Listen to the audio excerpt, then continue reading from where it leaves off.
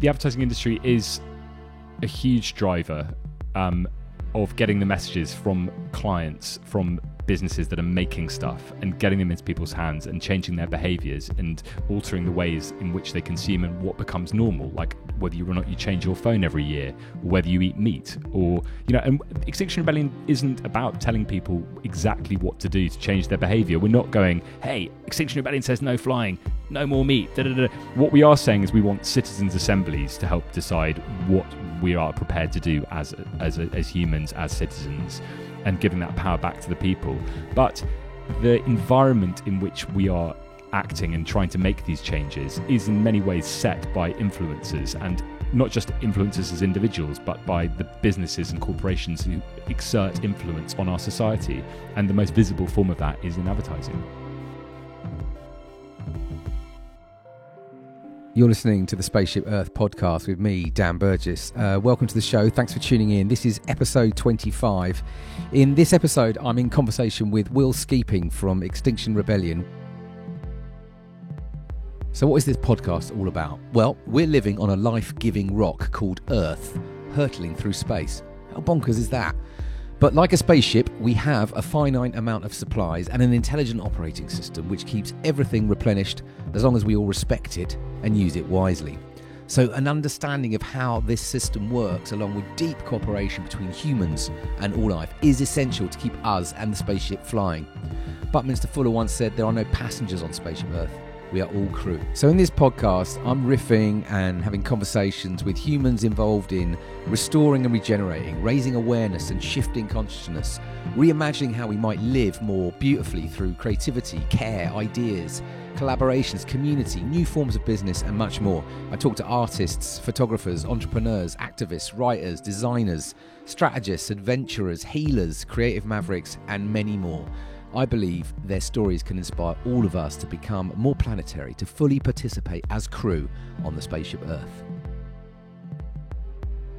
In this episode, I'm in conversation with Will Skeeping from Extinction Rebellion. Will is a creative strategist and activist, and he's doing some really important and courageous work right now, which we're going to get stuck into. Before I get into the conversation with Will, I want to give some background and some more context, because this conversation is very much connected to quite a large strand of my work and energy that I'm deeply involved in right now, and I want to explain that context.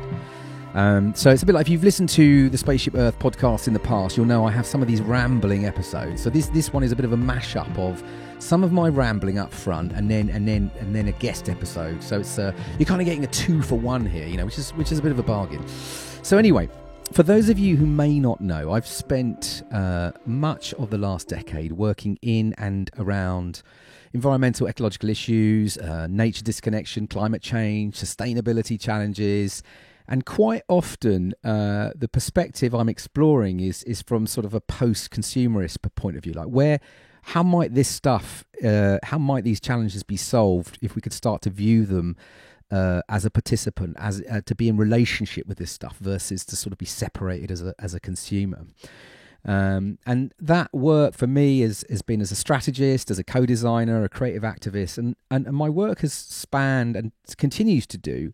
I work with brands of business, I work with NGOs, I work with activists, community groups, and also my own experimental projects. And quite often, my work involves convening quite diverse collaborations, quite diverse perspectives to explore and to co-create new ways of thinking about these things and new ways of responding to these challenges. So these kind of climate crisis, ecological crisis, these kinds of issues have been very much alive for me pretty much the last decade. And at times, I think it's worth just, you know, in the spirit of openness, I've been deeply and emotionally broken at times over the last 10 years. I've experienced a lot of grief, a lot of anxiety, and I still have that. And I'm sort of always learning how to live with that. It's a lot of sadness, and that's come through sort of facing into these realities of the breakdown and destruction of our ecosystems and the climate, which are essentially being destroyed to support our global economic systems to continue to develop around this core idea of industrial growth society, rampant consumerism, and infinite growth on a finite planet. That kind of idea, that way of organising life on this planet right now is what is driving this. And so this grief and anxiety, it's a real thing.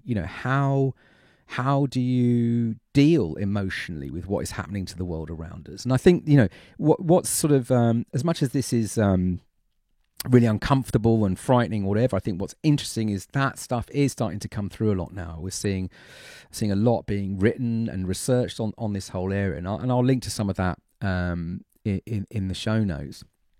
The problem with this is, this is not a sort of a poke at us as individuals and, pointing fingers at those of us that are, on an aeroplane or eating too many burgers. The problem is that we're all implicated in everything we do in our daily modern lives, especially those in highly industrialized societies, because what I started to understand as my work journeyed into all of this is that behind everything that we do, there's this enormous destructive impact. So pretty much everything we do, everything we consume, the behaviours that we go about in our daily lives, it tends to involve a whole load of stuff having to die to enable that thing to happen. And of course, a lot of that is, we can't see that death, or whether it's pollutants and waste and extraction of materials and collapsing of of different species that are involved. But it's invisible to us. And what that means is when you have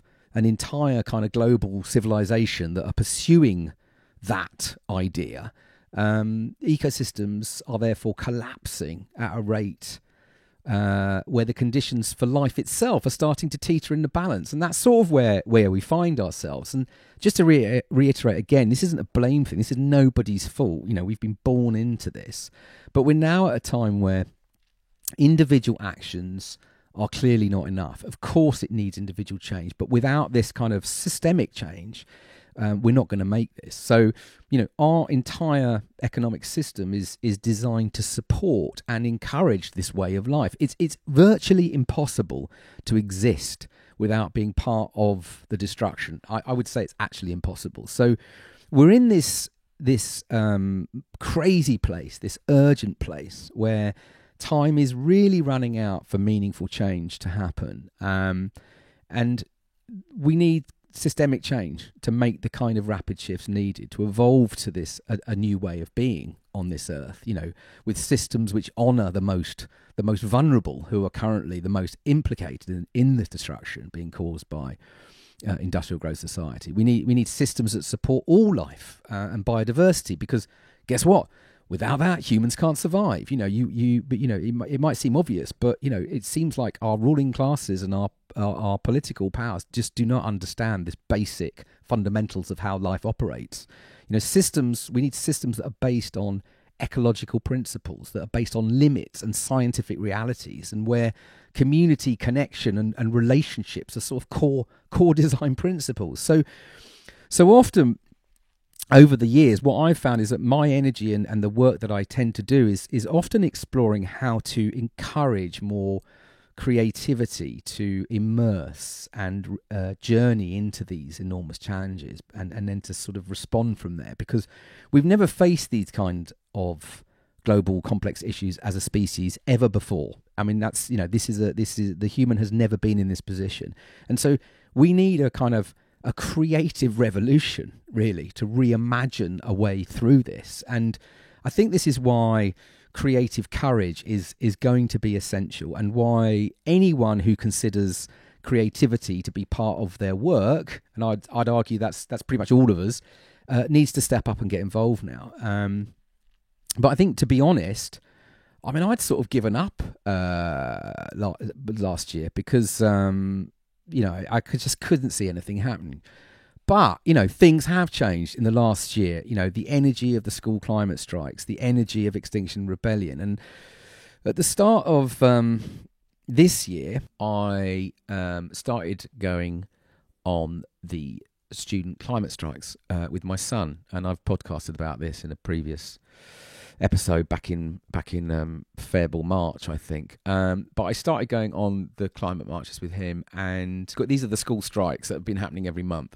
They have been extraordinary things to witness. What I felt on those strikes was, of course, this extraordinary energy and this kind of moral kind of authority where youngsters are really speaking truth to power in a way which is just actually staggering in so much awe of them because of their age and kind of tell stuff how it is. But to be able to have to sort of talk about that stuff at the ages they're at is also, I find, a really odd thing to experience and something that must be hugely challenging for them. It's kind of asking our youngsters to kind of grow up at such a fast rate to have to sort of start dealing with these kind of enormous complexities and challenges. Anyway, after going on a couple of strikes, I was struck by, with all this energy and outpouring that was coming from the young, but their determination to be heard. It was really clear that you could sense this kind of, we're protesting, but we don't have the answers, and nor should we be seen as the solution sort of thing. I don't know if that makes sense, but it was really clear to me that there's a kind of like, wake up, adults, where the fuck are you? Our future is literally falling apart in front of us.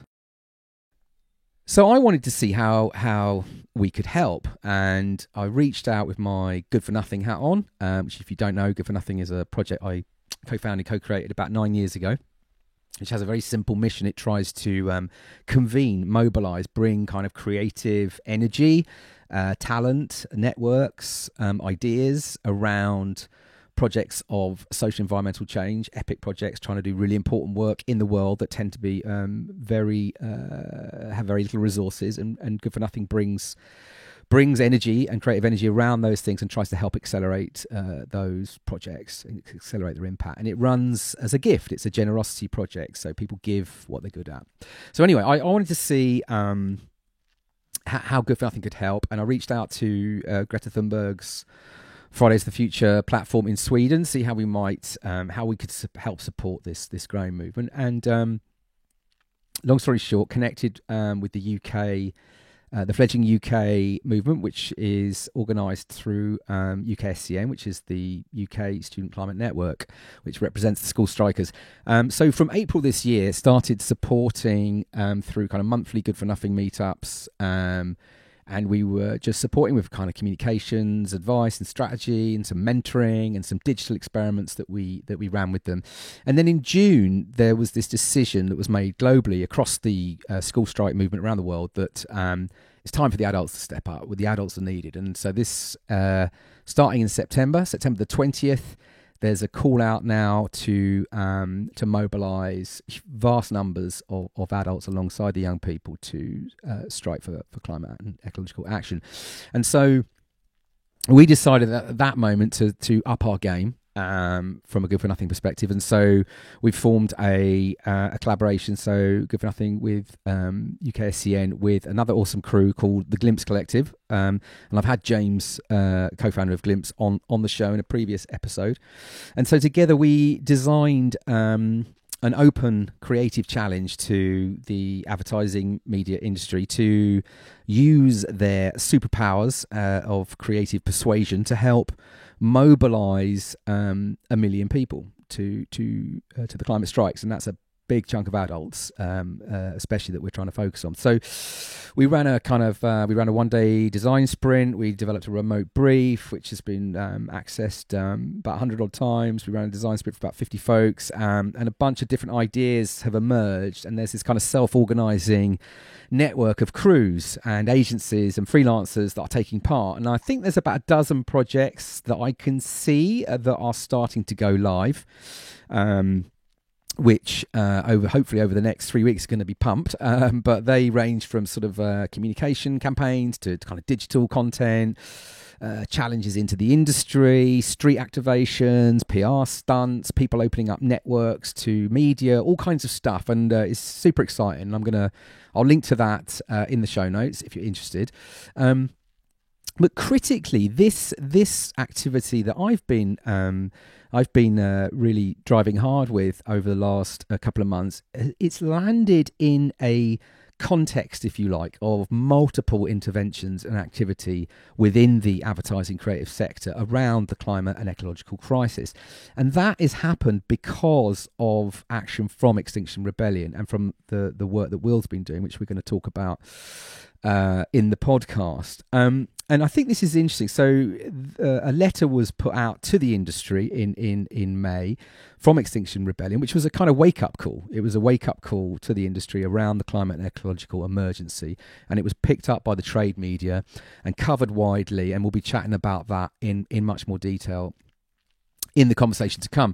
The reason I think this is important is, and I wanted to sort of explore it a bit, is that the work of Extinction Rebellion here has opened up a space. It's opened up a space for several actors and platforms that have been trying for some years to engage this sector in what is happening, engage them meaningfully in what is happening from a climate and ecological point of view, and the impact of industrial growth society, rampant consumerism. People like myself, people like an organisation called the Comms Lab, headed up by Jonathan Wise, an affiliated group called the Purpose Disruptors, all who on the back of the XR letter have challenged the industry to step up and to acknowledge and accept this climate ecological emergency, and therefore what needs to be done about it. And they've done that in a number of ways. These guys put on a summit probably 2 months ago now called the Advertising Climate Crisis, which was packed. I went to it. It's absolutely rammed. Another one they're doing in a couple of weeks' time. I'll link to this. And a whole range of gatherings and interventions and meetups that are emerging through this process. There's the great agency Futera. They launched on the back of it a creative climate disclosure project, which is a platform for sort of radical transparency on the types of industry and clients that you support creatively. And I'll link to all of that. So there's lots of stuff happening. There's definitely been a disturbance in the force. And just to note, these are difficult, messy, uncomfortable, complicated, often scary sessions that are going on, because let's not kid ourselves here. The implications for this industry, like all industries, is enormous. And this isn't about little tweaks anymore, about little sustainable kind of updates. This is about rapid, joined up collective action and intentional creative courage in buckets to reimagine fast, short and long-term changes and adaptation. You know, we need to move rapidly together. And so this kind of messy, uncomfortable, uncertain, unknowing journeys, I believe these are the only way that we can evolve to something new, and how to support people through that process is going to be really key. Because if we really accept this crisis that we're in, then we need to go on these fast, messy, uncomfortable, unknowing journeys. And I think, you know, how we support each other on that is a whole nother thing, and I'm going to be doing more on that in an episode coming. But anyway, if you believe the science, and it's pretty hard not to, right? It's really clear. The science says we're running out of time, and the science says the kind of shifts we need in the human operating system on this earth need to be changed rapidly at a system level. And those legislative changes, those policy changes, will only happen if we have mass movement of people and sectors across societies uniting behind that science, uniting behind that to make these changes happen politically. So there's shifts starting to happen in this ad industry sector. We're going to see, I think, loads of creative businesses supporting their staff and their people to climate strike on the 20th. Lots of businesses stepping up and using their creativity and their channels and their media to start talking about this stuff. And then from that, obviously, lots of businesses starting to change the way they operate, who they work with, how do they work, and starting to collectively engage, because collectively we need to start helping, you know, our society, our culture, understand the truth of what is happening and begin to move to something more regenerative and beautiful, beyond this core idea of, you know, rampant consumerism and material-based economies. And so, you know, maybe, who knows, maybe this sector will be the sector that starts to lead other sectors, because this has got to happen across everything, and it's got to happen now. So lots going on. Wanting to land that context. I'll link to everything in the show notes. There's tons of stuff. Please hit me up if you want to get involved in any of this. But let's cut into this conversation with Will Skeeping now from Extinction Rebellion. This is episode 25 of the Spaceship Earth. Enjoy. Will, Hi. welcome to the Spaceship Earth podcast. Thanks. We're all crew. Yeah, exactly. We are all crew. What I wanted, before we crack in, can you give me a little, well, not me, the listeners, but just a sense of, I guess one, I'd love to know a little bit about your journey into Extinction Rebellion. Sure. Just a brief sort of context setting. Yeah. But also kind of like what your current sort of main mission is. Absolutely. Rebellion, yeah. So I ended up joining Extinction Rebellion. This is my first ever foray into activism in any capacity. I've been on like a Brexit march before that, I think, and had rolled my eyes at getting an email from Greenpeace asking for £3 a month or something. So I'm new to all of this, but the whole climate and ecological crisis has been nagging away at me for the last 20 or so years. You just keep reading stuff in the papers. It keeps getting worse. Nothing seems to happen.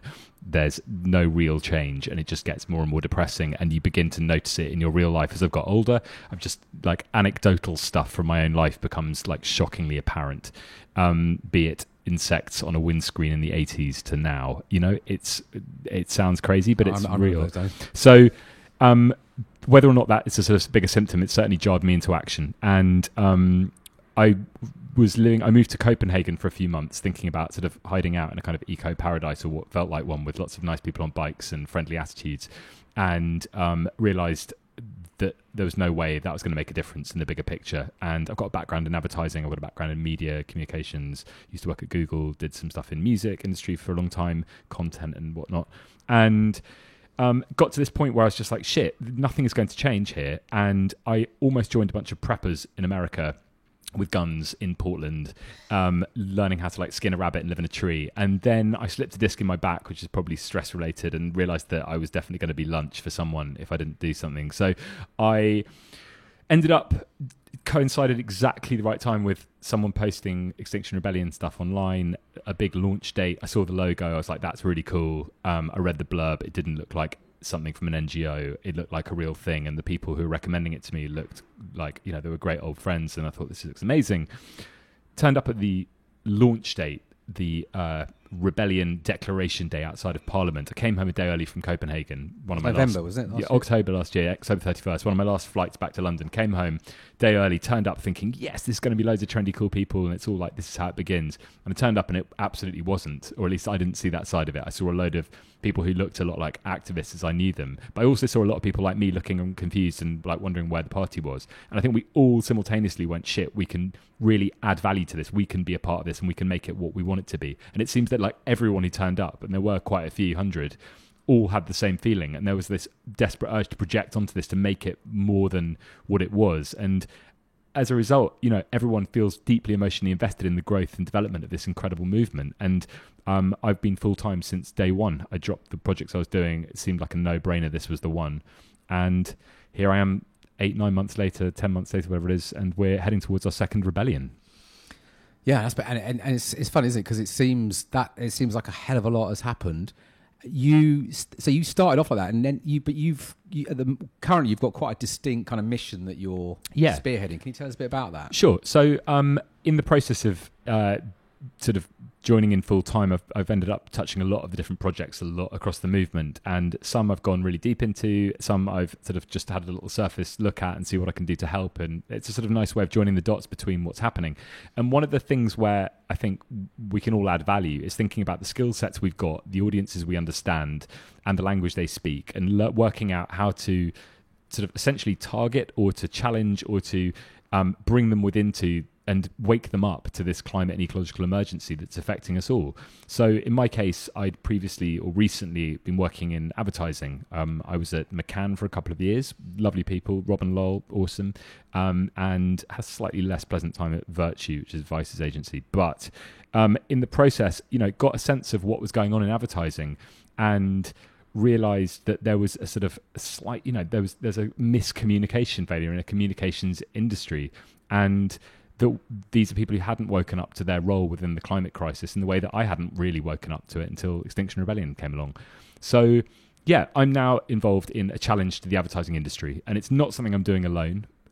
Everything we do within Extinction Rebellion is about building communities and doing things together. So it's not just my voice against an industry. It's a whole load of us waking up and getting our heads around this and working out what we can do in a positive way. So we're not going around naming and shaming individual agencies, individual projects, creatives, briefs, any of that. We're just saying, look, guys, there's a massive crisis. Let's all come to terms with that. So we're going off and speaking to people about that and then asking them what they can do to help. And it's about visioning something better rather than necessarily destroying and dragging stuff down and dwelling on the darker end of things. It's looking at how that creativity can come to life, those stories can be told better, and using those skill sets to amplify the nature of this emergency. Why is this industry kind of quite critical in your sense? I guess there's quite a lot in that, but I guess just give us a sense of why this particular sector feels quite an urgent one. Sure. Well, we haven't gone and specifically targeted advertising, just going like, right, you guys are bastards. It's more like what we're looking at is any area where there's an industry with a massive influence on people and their behaviour. So we've also, in February, before our big rebellion, we also did a challenge to the fashion industry and the London Fashion Week specifically. Not that that's a particularly influential one, but it's like a good starting point. We're in the UK and that's who we're talking to.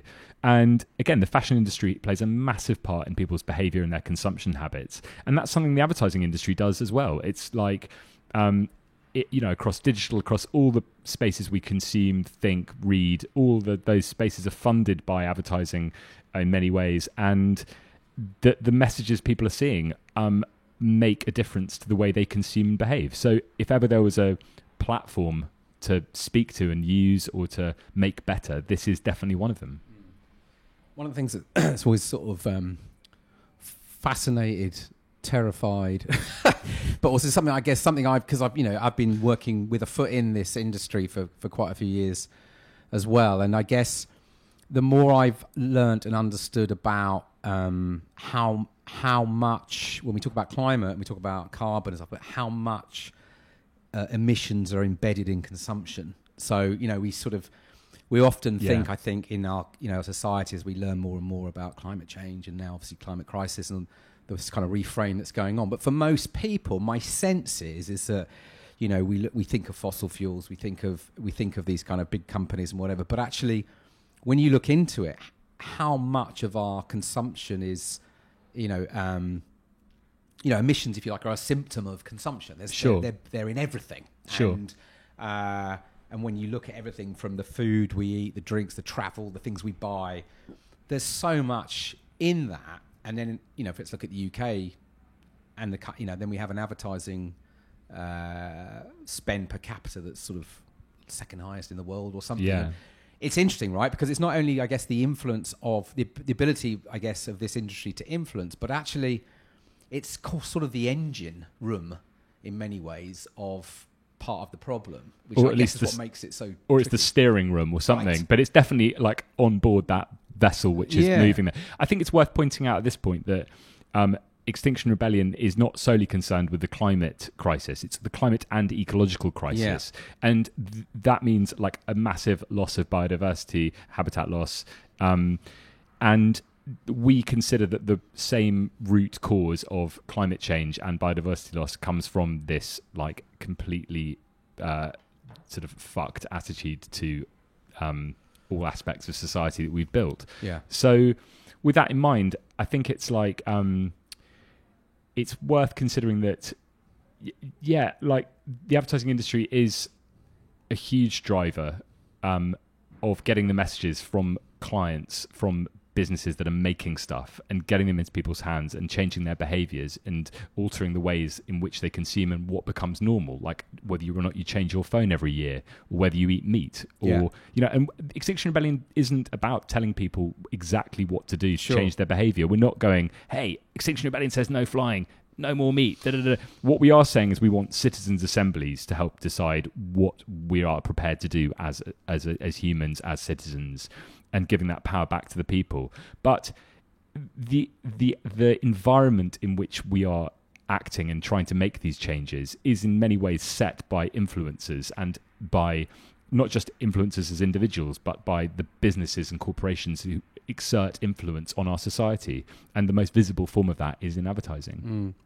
I mean, it is nuts when you get into this, because again, and we've been chatting a lot about recently about this hypocrisy idea that we challenge people at the moment. It's like climate ecological activism. It's very quickly this hypocrisy thing comes in. People say, "Oh yeah, but you call yourself an activist, but you get on a plane," or sure. And we're in this kind of culture again where it's kind of like it's this polarized idea, right? You're either right or you're wrong. But actually, this idea we're all fucking hypocrites, right? Because we're all we're born into this system, right? Absolutely we haven't designed it. We're part of it. We're inherent. Everything we do, unfortunately, has this impact. So this idea of consumerism as a core idea, the fact that the more you consume, the more planet we have to extract to turn into stuff. It's like, and even that, so that level of sort of awareness, understanding is missing culturally, right? Totally. I think that's why we go out of our way not to call anyone out, because otherwise, no one would ever get on board with this. And I think it's really difficult. I think it's called the straw man fallacy, I think it's known as, which is like people go, "Oh, I'm not listening to that guy. He's got no shoes on. He's a total hippie." But at the same time, the other end of that is going, "Well, I'm not listening to that person because you once got on a plane, and therefore." So it's like, well, look, you just don't want to change. That's the reality, and not everyone is going to change their behaviours, which is why we're looking at how we can get systemic change, which is going beyond the individual and looking at how we can all make a difference that's legislated, that we do this together rather than as individuals. And I think the reality is we should all look at how we change our behaviours. Personally, I've stopped flying and I've stopped eating meat, and I'm trying to do whatever I can in general to be better. And not everyone can do that, and that's fine. I'm in a lucky, privileged position that I'm able to doesn't make a huge difference to my life based on the fact I live in central London and various other factors. But that is essentially a privileged position, and I'm acutely aware of that. But that's why we're looking at the big systemic change that we're all going to need to make a difference, rather than focusing on individual actions and calling people out and blaming everyone for their smallest nuances. I'm sure there's lots of people who didn't get a boat to the United Nations events in New York, who are going to fly over there, but but what they're going to do there will make a big global difference. Sure.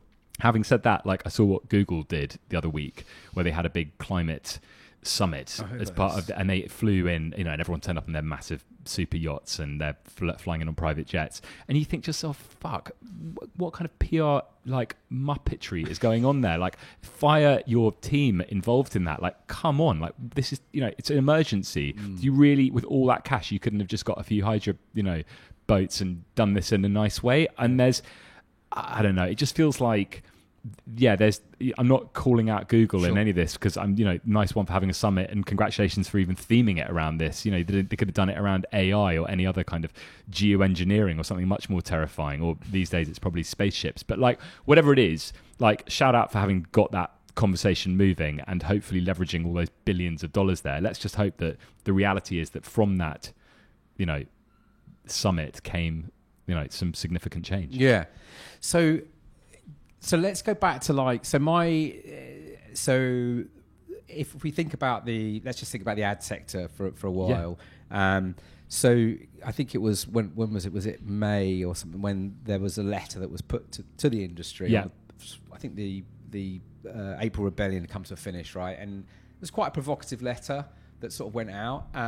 But as someone that's been throwing spanners into this system for a few years, for me it was fantastic. I was actually quite excited by that provocation, because again, I think it's not a blame thing, but it's this idea that the kinds of shifts and changes that are required are so beyond what we can do you know what I mean? We have to shake things up. So just talk me through though what's been happening since that provocation, because actually, as we were talking about earlier, then that also, just quickly before we go into the XR piece, but what I've seen as a sort of practitioner and kind of change work in this space is that what that did was open up a space for quite a lot of stuff that started happening. But tell me a little bit about. Shall I read the letter out? Let's just go. Okay, so just a quick recap for everyone who didn't get this. Let's just look at the date here. This was in May. We sent this letter and it got published in Campaign, The Drum, Ad Week, I think, and a few other people picked it up. And it was written by two amazing women I'm not going to name them, I'm not sure they want to be named, but like one was an extremely very, very senior creative director who used to work in London and now lives in Los Angeles, and the other was lives in Bristol and has got a background in editorial. They're just dream team. And we talked about the structure, and then they just penned it and made it into something really special that just really got to the crux. So this is it. Dear founders, CEOs, CCOs, CMOs, CFOs, MDs, and CDs of the advertising industry, you didn't think we'd forget about you. We know you like things simple, so here they are. We're not on the verge of the sixth mass extinction, we're in it. If everything on the planet dies, we die. That's not a distant future. We're only a few years away from an irreversible temperature climb, although biodiversity destruction may get us first. What can I do, you're thinking? I'm just the founder, CEO, CMO, CCO, CFO, MD, CD of a global advertising agency. The answer is you can do anything you want, and you can shift mass behaviour in a heartbeat. One of the reasons we've got here is because you've been selling things to people that they don't need. You are the manipulators and architects of that consumerist frenzy. Imagine what would happen if you devoted those skills to something better. No, making a small campaign to give up drinking from plastic straws is not going to cut it. Neither is doing some pro bono for an anti-palm oil initiative. Here's the thing you can do. Declare a climate and ecological emergency and act accordingly. Persuade your clients and their audiences to do the same. If you don't make this change, consumers will insist you do. Look at the streets of London. In the last month, people are beginning to see where the problems lie, and soon they will see you. You have an extraordinary moment to be on the right side of history, and that's not something that can get postponed to Q3. It needs action right now. Just do it. Be all that you can be. Impossible is nothing. We're here to support you in this vital transition. Contact Extinction Rebellion. So, yeah, it was kind of like a little bit tongue-in-cheek. It's really funny, actually, because the way people took it says a lot about their feelings of guilt and culpability in this. So some people were like, you wrote that really aggressive letter. You know, who are you to come in and tell? And you're like, shit, that's it. You must feel really fucking guilty about this because you took that like in the worst possible sense. Whereas other CEOs read it and went, shit, that was really nicely put. Really like that. God, we really should do better, shouldn't we? And you realize then that there's just different levels of people getting this and different levels of guilt and anger and frustration. And what we did find was that it didn't take much of a nudge, one letter, an open letter to the industry to capture a lot of imagination, a lot of people's attention, and that everyone went, oh my God, I know we're so bad, it's so awful, I'm so sorry. And we're like, don't be sorry to us. But like, it just shows that the tiniest nudge was all it needed to wake everyone up to the fact that like we're in a real problem and that the advertising industry is not the good guys, no matter how much Cannes Lions worthwhile stuff. It's why we put that jibe in about the, you know, palm oil initiatives. And since we did that letter, we've had a great response. A few agencies have invited us in, and we've done some really nice talks with them, to them about the crisis. We've got a sort of standardized heading for Extinction and what to do about it talk that's the same one that's been used by Extinction Rebellion in and outside of advertising in all capacities as part of a grassroots movement building exercise. And then from that point, we then thought about how we could sort of take things further. And we weren't sure if anyone was going to take us seriously. And with that in mind, we went to the Cannes Lions. We turned up with our French Extinction Rebellion colleagues. So it was a really good exercise for us in sort of transnational action development. And we'll hopefully see a lot more of that. Good. So EU joined up, yeah, EU collaboration. Exactly. And the French have, you know, like they really know how to do a protest. Like, I feel like I'm in good hands when I'm with the French. Like they, you know, do May 68 for breakfast. So it's really... it was really cool. And what we found in doing this Cannes Lions protest was that that's a whole nother business model in itself. You know, they've got a job which is to make money, you know, doing events. They're not even necessarily that bothered about advertising. I don't know. You know, it's like they're running a big events thing on the Cannes coast, and it's a machine, right? Yeah, and I don't have anything personal against those guys. It's where the advertising industry is, and we had to be there to make sure that we're in that conversation. Now, what we discovered while we were there was that there's a lot of shit in that industry that is desperately trying to avoid dealing with the big stuff. It'll happily put plasters on bullet wounds all day to avoid dealing with the big structural problems. And to some degree, I think I've only got a fairly few years experience in advertising, but the business models of advertising are beginning to be challenged by the tech players, and you can see that like something structural is going to have to change anyway. And yet you see at Cannes, everybody dancing around business as normal, business as usual, and there's these tech companies creeping in with their own conversations around, in this case, diversity. And you'd see a panel discussion at Facebook, and it's like, wow, this is like a Benetton advert lineup of people. Meanwhile, let's not forget that Facebook were incredibly vital to the process of getting some of the most far-right racist people in the world into power. And they also, Cannes Lions almost platformed the guys from Cambridge Analytica. So like, you know, that's a fucked conversation. How can you halfway be talking about like diversity and, you know, maybe a doff of the hat to climate crisis, and on the other side you're literally like looking at how you can do better at flogging stuff and essentially, you know, hurting people around the planet? So it's really, really weird. And I've never been to Cannes Lions before. I've been to MEDEM, which is the music industry equivalent, but Cannes Lions was like a whole nother thing. I mean, I really never want to go back ever again, and I hope that if we do go back, it'll be with 10,000 more people. It was really mad, and the conversation, it still needs a massive nudge. And we realised that even a small number of us getting a bit of profile stuff, getting arrested on the beaches, doing protests at Facebook, getting arrested outside Cannes, there's a huge resistance from, even we got a letter from the mayor going, please don't disrupt what we're doing here. This is like our bit where we make money. This is like, you know, there's a huge resistance to change, systemic change. And the mayor of Cannes going, but please, you must recognize as we have great credentials. We are recycling our rubbish in the streets. And we're like, dude, this is more of the same shit. This is not systemic change. We're still going to die if we're talking about recycling a bit of trash. This is not going to cut it. So, yeah, we are still challenging the advertising industry. We are trying to mobilize agencies. We're trying to look at how we can change business, and we're trying to look at what we can do on a systemic level rather than a pro bono initiative level.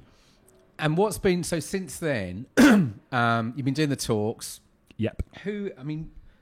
What does good look like for you? Like, let's go to sort of the agency piece first, because I guess there's also, you know, we've also got brands and business here who are effectively funding these whole things anyway, and I guess that's another. It's a, you know, can you put these things together? You could say, you know, the agencies are there to serve the businesses or whatever, but just from an agency perspective, what is emerging as, you know, what good would look like from the XR perspective? What would a good agency now look like?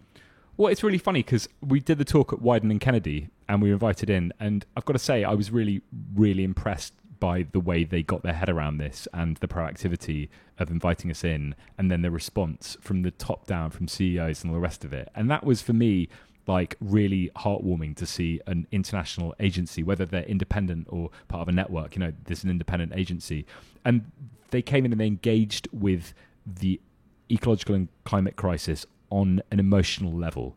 And that, for me, is the very first step of this process. It wasn't like, great crisis, what can we do to help? Oh, we've got a few junior creatives who want it. This was like the CEO, the entire agency, together in a room, listening to the same talk and dealing with that sort of essentially outpouring of grief that comes with that. And by that, I mean, somebody texted after the event saying, have you just done the talk at Wieden and Kennedy? I've just seen 4 people outside crying. And one of their global CEOs had to get off a global call, I think it was, and came back into the room and said, look, I'm sorry, I just broke out in tears on that call. They were literally getting their head around this on an emotional level. And that, for me, is the most important thing, because what follows after that is what's needed, that action to begin to look at how you can transform your business in both the short and longer term to make the changes necessary for this future we're all facing. So if I had to pick one thing, it would be deal with this on an emotional basis so that all future decision making can come through that lens of the climate and ecological crisis, and challenging business as usual within your own organization as much as like beyond that and into the world. The second thing they've done, and that other agencies are doing, is getting together. So we're all about building communities. And when CEOs speak to other CEOs, that's where change happens. Again, it's not about like asking one person to give up their flight, or one agency to stop flying, or one agency to start doing something good. It's about everyone getting together and doing change together.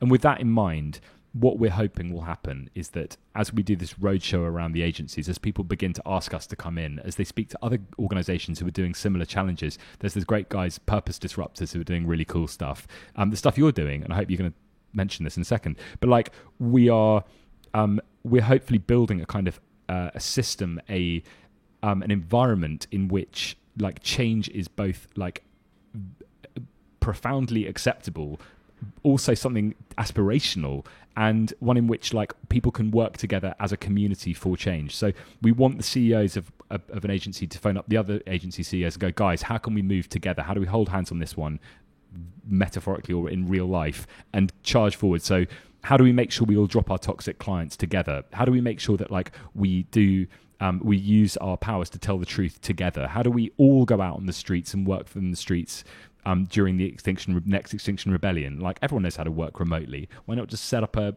WeWork style space with a good internet connection and have all your team work from the streets? There's so many cool, interesting ways you can do things, including coming up with cool creative projects, which I hope you're going to mention. Yeah, and it's so fascinating to hear, because I think that the element of emotion and grieving, and so in my journey over the last few years, that's where change only comes if you go on the descent. You have to go on you have to let go, you have to unravel. And when you look at the struggle is, I guess, in these kind of organizations which have for many years have been built on smartness, knowing everything, being ultra competitive, outgunning everyone creatively, because it's an industry that loves to get ahead of everyone else. Totally. So to move into that space of not knowing and of grief, because you're having to let go of some stories that we've been living by all our lives, most of us. It's going to be harder for that if you've been working your way up the slippery pole of advertising. Right. So I had to do a talk the other day to some young marketing professionals, and I can't remember the name of the organization, but they had a retreat of a few days where they got all these young bods out, and I got invited out by an amazing guy called Chris Gorrell Barnes, who's super nice, and he's doing tons of awesome marine conservation work. He just really has got his head around this. That's the Blue Marine Foundation. And he's just legit as hell and really nice. And he opened his address book in a really profound way and just went, right, how do we make a big difference? And I think we're on a panel together with him. Yeah, in a couple we of are. Weeks. Exactly. And but he's just like super swell guy. And he invited me along to come and be the kind of Extinction Rebellion gloomer who comes and goes, right, this is what's happening, before he leapt in with some good stuff. And unfortunately, I think I was having a bit of a grievy week about the whole thing and feeling a bit lost in the kind of, how is any change really going to happen unless we get more dramatic? And I just said to everyone in this thing, going like, you're all here talking about your career trajectories over the next 10 years to be made to be the new CEOs of these businesses. Do you really think there's going to be business in 10 years? Do you really think like anyone's going to give a fuck about CEOs? Like, we're going to be worried about where our next meals coming from if we're still alive. Things are going to be nuts. Like, you've got to get your head around this. And there were a lot of stony faced people in a room staring at me before somebody made a sort of twatty comment, because they just obviously hadn't quite got their head around it. And somebody else kind of looked a bit sort of sheepish and wrote me a very long LinkedIn page from saying what they're desperately trying to do internally, because and that was the only person in the room who had a kid. And I was like, wow, that's hardcore. And I kind of felt guilty about it afterwards when I walked out, and Chris was like, dude, that was quite a lot. And I was like, no, I think, yes, sorry, didn't mean to piss in your bonfire, but we are going to need some radical truth telling here. Yeah. And in terms of getting your head around what this means for your career and your business as usual, and that approach of thinking like, why am I doing this? Why am I engaged in this industry even? And like, how we may perceive this industry in 10 years time. Like, how are we going to feel about selling people crap now, or good things, or whatever, just set consumption when the food's run out? We'll look back and we'll be like, oh God, this was a really culpable industry. It wasn't like, or no matter how much good you do, this is about the big picture. And it's difficult to step back from that. It's very hard. I mean, the thing everyone in the West here is in some way guilty. Like, if you are walking out the door of your house or flat or whatever, you are like pretty much going to consume something. So I'm so not having a pop at anyone. This is just like, we're all in that process. We're all in tough, it. We've got to unpick it. Yeah. I think this is interesting. So when you look at the sort of like this idea of system transformation, and I think, people again, there's a huge job still to be done to get people to understand this in order to create things like citizens' assemblies to actually co-create these new policies that we need to change systems. But this shift of understanding, this transformational shift, it requires a shift of identity, right? Because I watch it with I look at my teenage son. I look at how he's growing up. I look at how his identity is influenced by what he sees, what's around him, what's coming at him through social media, and we're sort of institutionalized now to think of ourselves as sort of consumers, and so I'm interested again when we think about this industry. One of the things I think, chatted a lot in the past with people is what industries will die? What industries need to die in order for new things to be born? So we talk about like the coal industry died, and people talk about but we could transition these fossil fuel industries into clean energy companies, and we could, there's all these. You look at certain industries, you can see these kind of transitions, and I think about the advertising. And something. Well, can we think beyond? Like how many? Will this industry? Will it have to downsize significantly? And what type of roles could it take in the future? Like, if we need to get to a sense of sort of a society that is ecologically literate, for example, right? Yeah. Like, what might be the role of this type of industry in waking people up to that? Do you know what Absolutely. I mean? Communicating the nature of the crisis, right. But also like making aspirational those lifestyles which are going to be net positive rather than net negative. I think it's really interesting you mentioned sort of personas in this and identity, because I do a little talk about music mediation at the Sorbonne every year, and it's like a little sort of talk which I expand on each year. And it gets more and more mad as the world gets crazier. But it plots a trajectory between Woodstock and Coachella Festival. And on the way of this process, I talk about how brands and business have worked with music to help sort of mediate with audiences and use music as a mediatory tool. And a lot of what I end up finding myself talking about is this idea of the creation of new personas, and particularly around electronic music and EDM guy. And I'll never forget, I went to Coachella Festival in 2006. I think it was a 7. I don't remember the date, but I'll remember the event. And I was there, and I was actually with some people from Google and some Facebook people, and there was just this I was there also in a music industry capacity. So I come from London, going to Sonar Festival for years, cynical fucker, love dance music, been into raves for years. And there's this like big weird corporate event, and you're in a field, and something feels a bit wrong anyway, but it's like pre-smartphone, so it's already it's weird. Anyway, cut long story short, there's Daft Punk playing in the distance wearing robot hats, and there's this big pyramids of light and stuff. And we're like, me and my friend Tom, like, God, it's really quiet. Like, this is just cheesy fucking, we did all this years ago. Homework's a good album, but this is just what... Everyone from Facebook and Google is jumping up and down like, oh my God, do you know what this means? And we're like, yeah, it means you've like not worked out how to turn the fucking volume up properly in a rave. And they were like, no, this changes everything. This is where where dance music isn't gay anymore, and we can sell it to people, and it's going to be a whole thing. This is it. And from that moment, you just saw like Monster Energy, Red Bull, everyone just sweep in going, right, new persona invented. It's EDM guy, and they drive a Scion, and they drink Monster Energy, and they do this, and they've got this much money, and they love Kanye, but they don't like whatever this persona is. And you're like, fuck, this is how it works. America has got these goths, it's got jocks, it's got whatever. And this was an opportunity to go, let's invent Euro EDM guy, and we'll just flog all these brands around it, and we'll just create this person. And I keep thinking about this in terms of environmentalism and think, right, how do you and that's kind of what we're trying to do, is create a better persona of like if not an individual, but like words and a sort of non-consumable framework around which we can all do better. So our art department use words like frugality, humility. It's a whole different range of non-commodifiable phrases, but they're emblazoned on people's clothing and in our kind of attitudes and everything we do.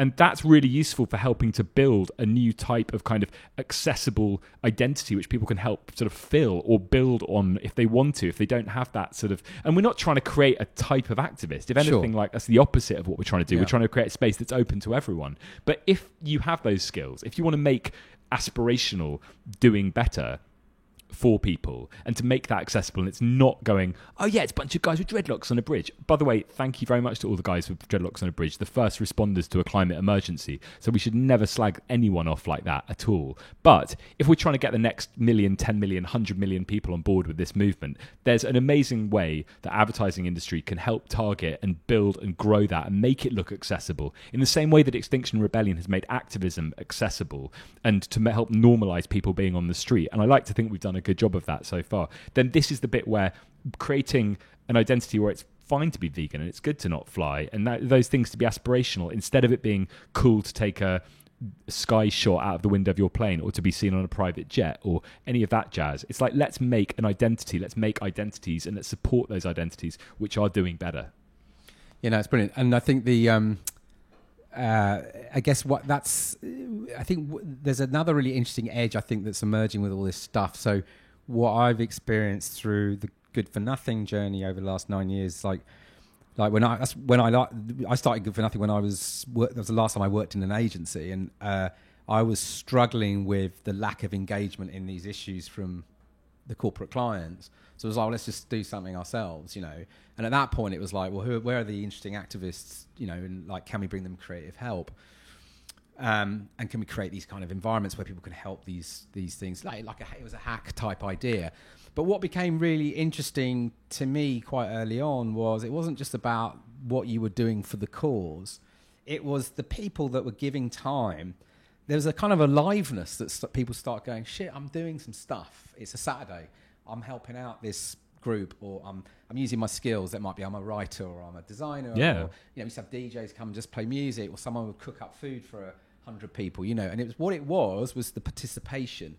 And there's something about, if there is a sort of post-consumption thing, the area, and I think where XR has sort of come, exploded out, is because at least one of the things I think is interesting, it's participative. It invites participation. But it's real participation, Absolutely. spending their real uncommodifiable time. Absolutely. And there's many ways for people to step into that space. Definitely. And I think if you look at sort of conventional, activism past, you'd have, at least people's perception tended to be hardcore activists, and I'll just put some funding in, or I'll click the petition, whatever. But now what you're doing with XR is opening up this way of people seeing that they can give something, they can step into a space and offer something up. Yeah, and I think there's a point about the idea of like people going, be brave to do new exciting creative stuff. Well, I think the bravest thing you can do is step outside of that commodifiable space and into doing something kind of that is in the real world. Yeah. And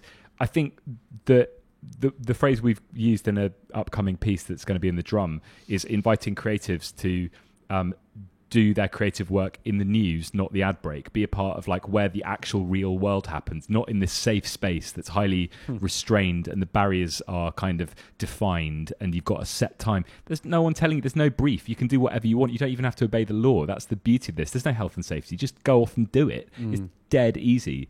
But it's but again, it's like having that bravery to get beyond those safe spaces of advertising and all the environment that goes with it and all the backpacking that goes with it too. I'm encouraging everyone who's coming from advertising, who's developing cool initiatives, working with activism, not to enter them for any awards. And I think that would be kind of toxic to do that, because from my side, I don't feel I'm ever going to be able to cash in any cool points or any useful transferable skills I develop within activism, because basically if we don't do it, if we do get this job done, then the world is going to change so dramatically that maybe I don't know how any skill sets I pick up here are going to be useful within trying to flog more shit. I'm not going to ever try and flog more shit again. Yeah. That's done. I'm never going back to selling stuff to people. I'm not going to help transform. And that's the weird thing, is you're asking people to give up their time in a way that you can put it on LinkedIn, you might look cool, whatever, but like you're never going to be able to use those skills to sell stuff in the future, because once you get your head around this crisis,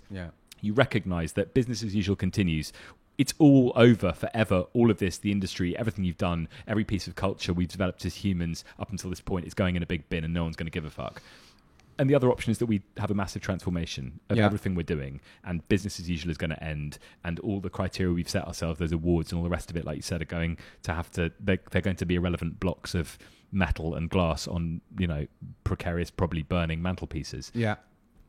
And so what are you hoping to see more of, like, from the agency world, from the ad world in the coming months? Because obviously where are we? We're nearly into September. Yeah. We've got the school climate strikes and the global climate strikes coming, which we're all got stuff going on. And it feels like there's a wave of participation in that stuff coming from the ad sector through the stuff we've been doing with Good for Nothing. And then you've got the Autumn Rebellion. What are you hoping to see from this industry over the next couple of months? What would you love to see? It's going to be a busy time. The conversation's already moved very fast. I've seen it change over the last year, and I've sort of felt like it's been great to be a part of that.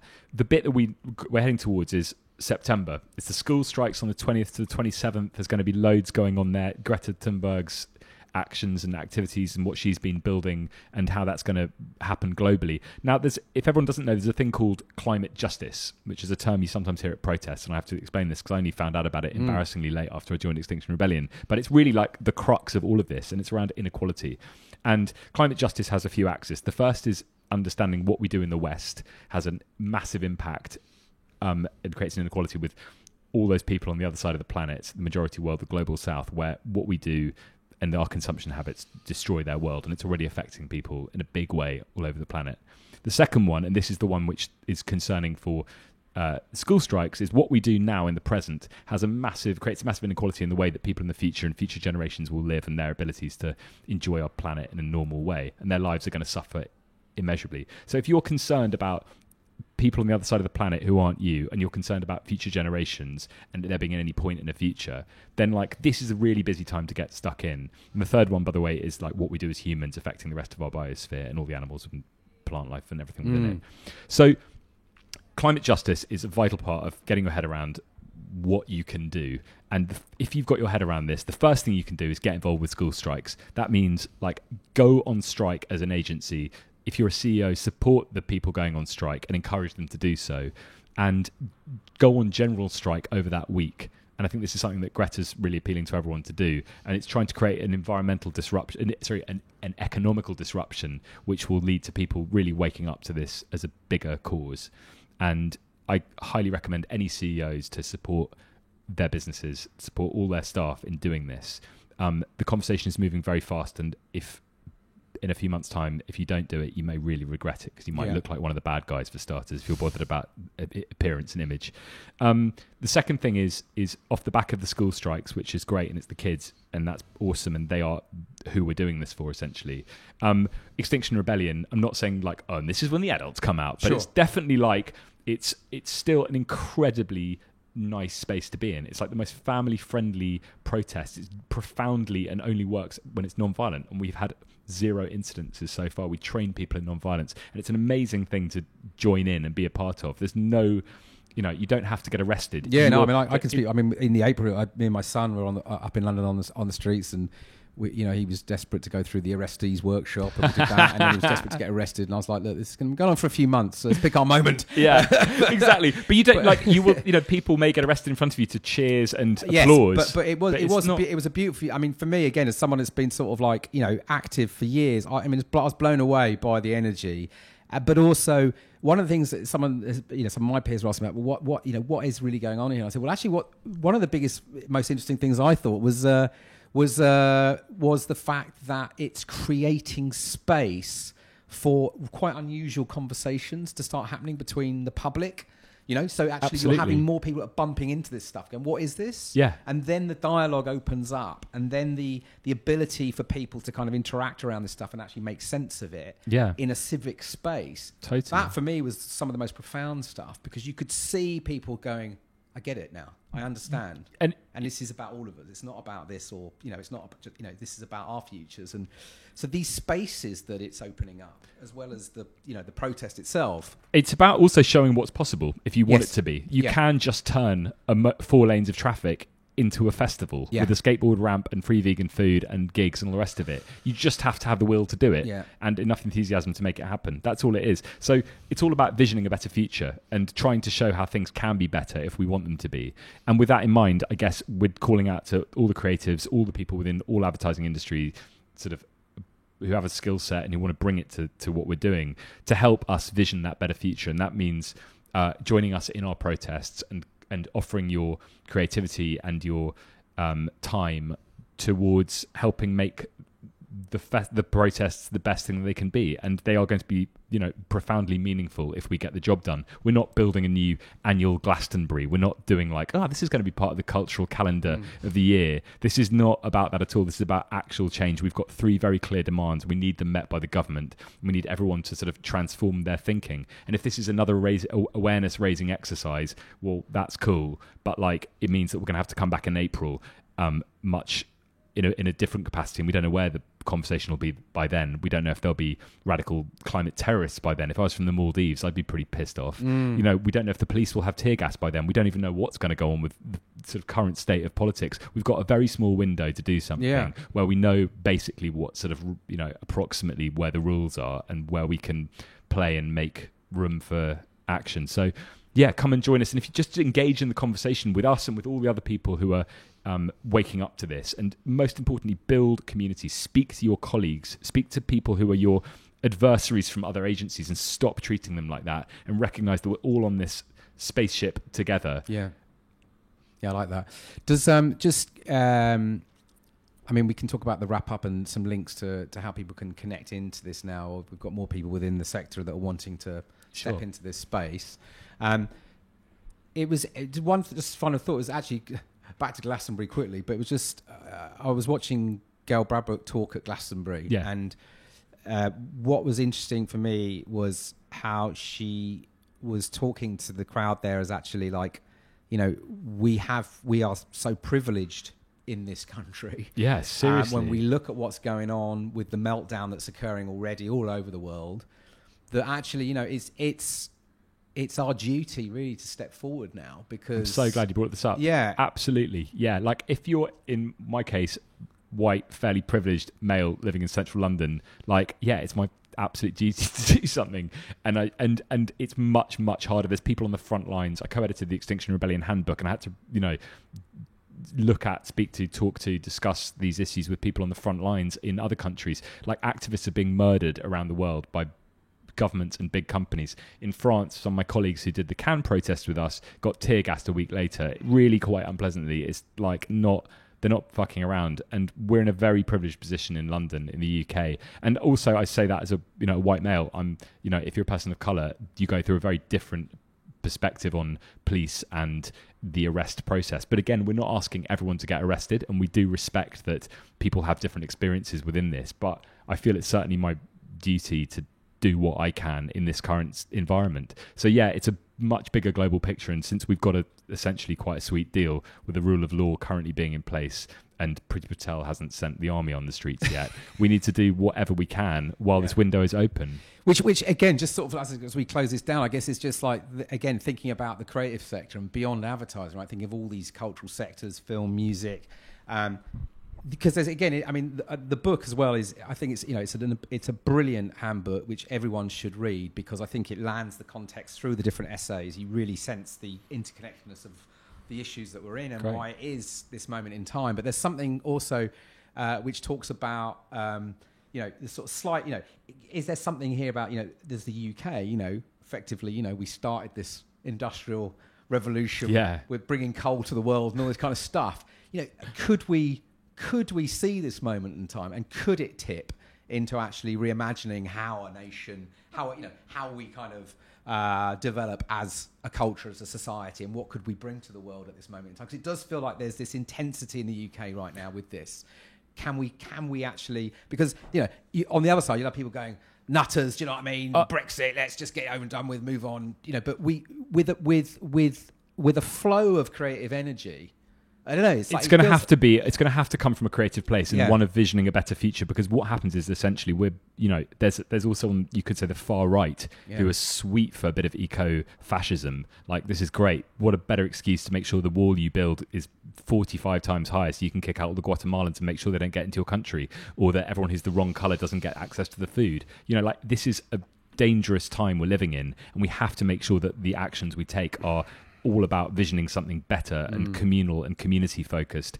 And address that global inequality, because there's going to be refugee crises, the likes of which the world has never even imagined, whether we like it or not, and that's coming. So we've just all got to be ready for like big sweeping changes to the way that we do everything. When I see like our current Prime Minister, and again, we don't take a line on Brexit, but we do take a line on like taking this seriously, and it was great to hear Mr. Johnson talking about biodiversity, and basically it was almost like he was doing an Extinction Rebellion speech until he said that, and that's why we're giving £20 million to the Amazon. And you're like, mate, literally stick 6 noughts on the end of that and maybe it'll do something, and call up all your buddies and do the same. And £7 million to fisheries and local marine environments. No, we're going to need like proper change here. That isn't going to cut it, and we need to demand that like everybody takes this deadly seriously.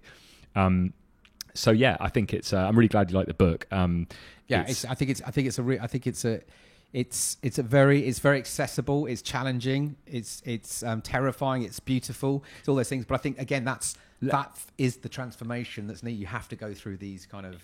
And hopefully it's accessible. That's the main thing. Accessible. So the idea is that like we all need to make all of these subjects and all of these conversations accessible for everybody. And that's something the advertising agencies can do. If they are the communicators, then start communicating, start having these chats internally and externally, and particularly with your clients. Help wake them up to this emergency. Because if you are an agency, you are, to a degree, frequently advertising agencies talk about being the mediators between the audience and their clients. Well, guess what? Gen Z, this is the only thing they're going to be worried about. If you're having any conversations about youth audiences and you're not making climate and ecological crisis the absolute number one priority, then you're missing the biggest trick ever. Right. This is the only conversation those guys are going to give a shit about. And let's not forget the front cover of the Evening Standard the other day, new Ipsos Mori poll, 85% of the country are scared of climate change and recognise that it's incoming. 55%, inverted commas, over-index, or whatever you want to call it. Like they are deeply concerned, the highest possible level, about climate change.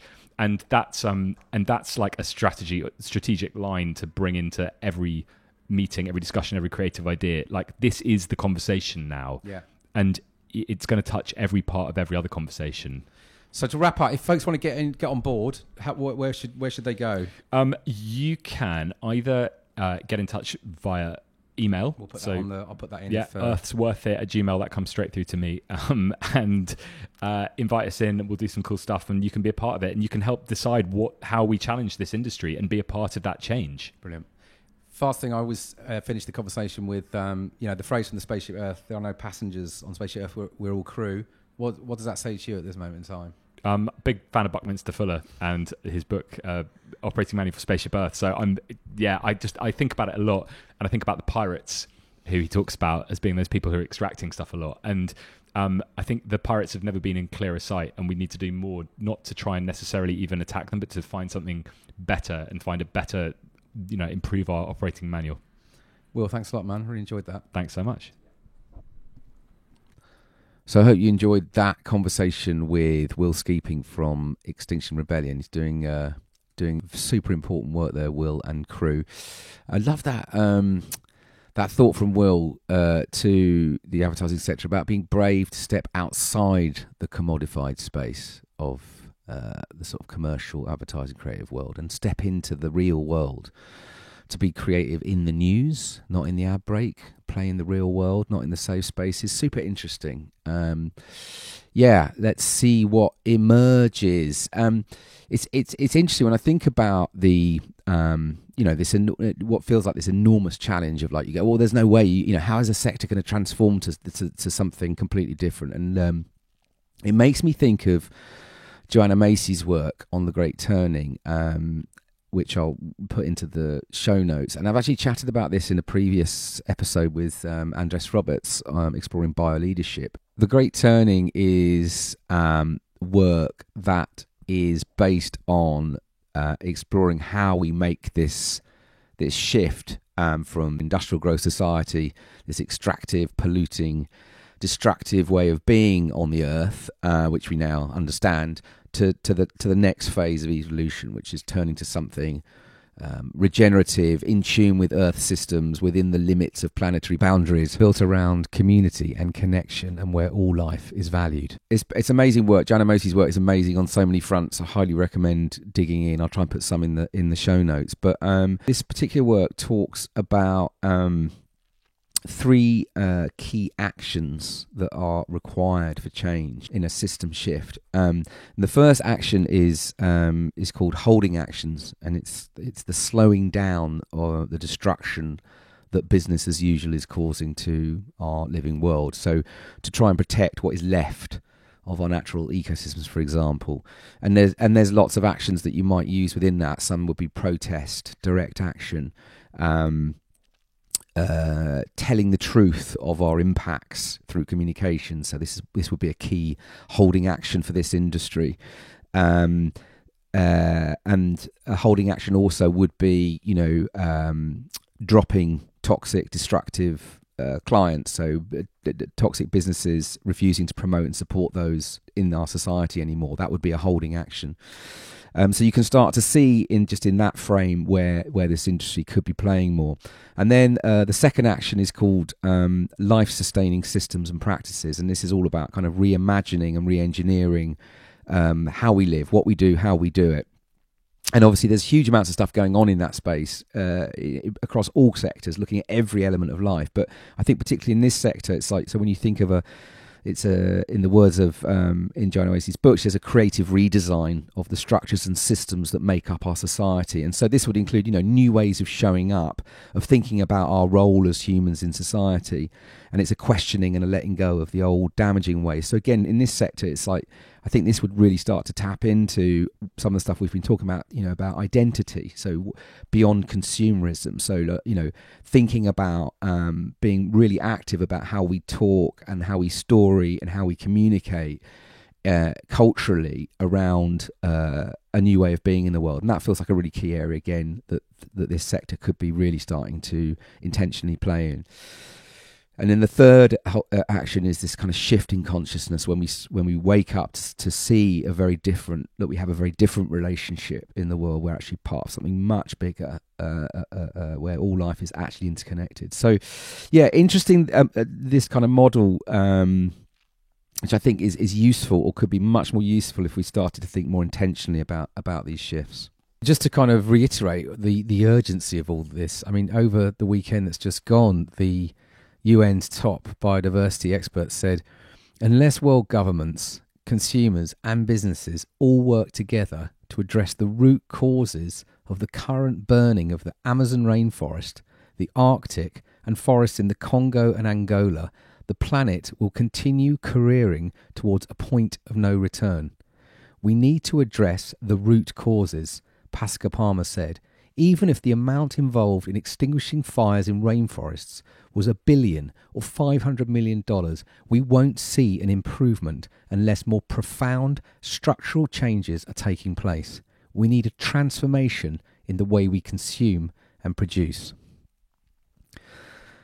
As ever, if this episode has raised questions, thoughts, ideas, rage or sadness, then please feel free to reach out to me, Dan at thespaceship.earth, or you can get me at Dan Solo on Twitter. Love to hear from you, love your thoughts and questions. If you're motivated to get involved with XR, Extinction Rebellion, as a creator, then please do reach out to Will. There's a fast growing community of amazing people across the creative industry that are getting involved. So come and join us all, and of course join your local XR groups, and join the Autumn Rebellion. We need everyone. It's a movement of movements for this moment in time. I'm going to put all of this in the show notes. Come to the Climate Crisis Ad Summit. I think that's the 16th of September. Again, in the notes. Join Good for Nothing. Join the Glimpse Network. And whatever you do, please come and join the strikes on the 20th. Get out on the streets. Make some noise with our young. And if you want to find out where that's happening, if you're in the UK, go to ukscn.org. If you're anywhere else in the world, go to globalclimatestrike.net. There's thousands of strikes, marches, protests going on everywhere. So please do get involved. There's so many ways to get involved. As Charles Eisenstein would say, the more beautiful world our hearts know is possible is just there, waiting. But to get there, it's going to need an enormous amount of courage, humility, collaboration, creativity, and human energy. So let's do this. As ever, if you like what I'm doing here, give us a review or a rating, or do share widely. It all helps to help surface the podcast to others. And if ever there was an episode to end on with the Spaceship Earth, remember, folks, there are no passengers on Spaceship Earth. We're all crew. Until next time, peace and out.